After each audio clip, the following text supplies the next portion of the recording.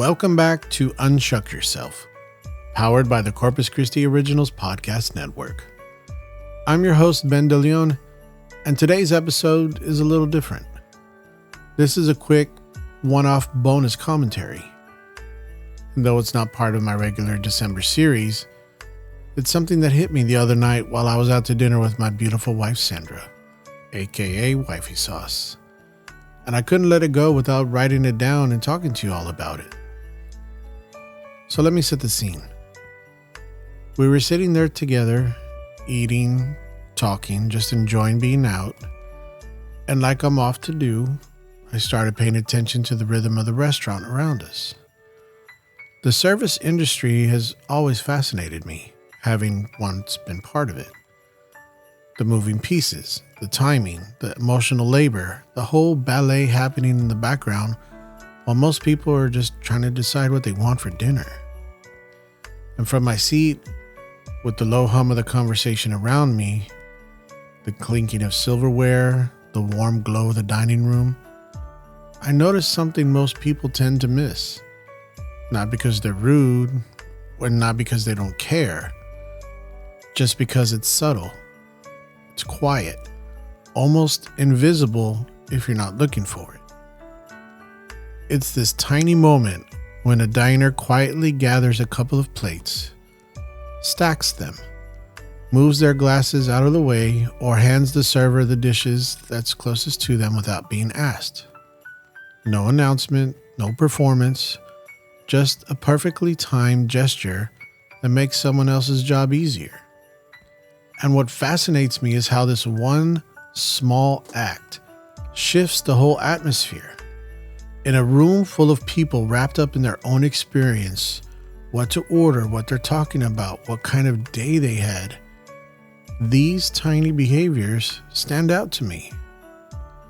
These people, they're tuned in. Their awareness stretches just a little beyond the borders of their own plate. There's a natural instinct towards cooperation, a quiet kind of empathy that doesn't need to be spoken.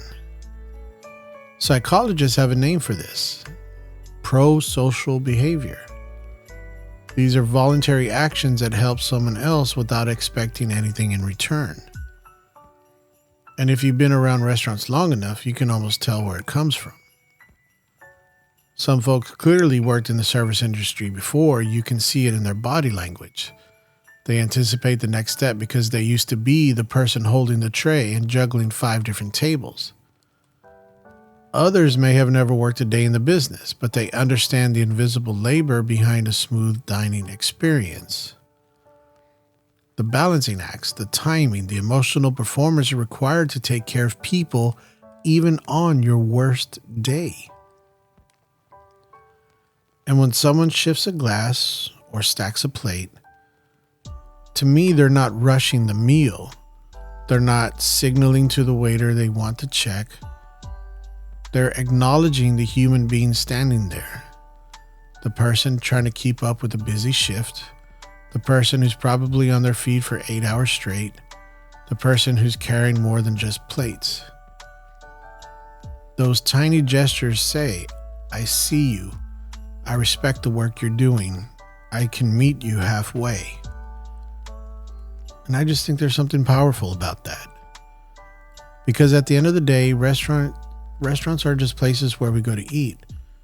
They're one of the last places where service, empathy, timing, and community all collide in real time. And these little moments, the ones most people miss, reveal a lot about who we are when no one's watching. So next time you're out at a restaurant, try noticing these little micro moments. Or better yet, create one. Not because you have to. Not because you want to just look polite. But because these tiny acts of awareness make the world, or at least your corner of the table, just a little better for someone else.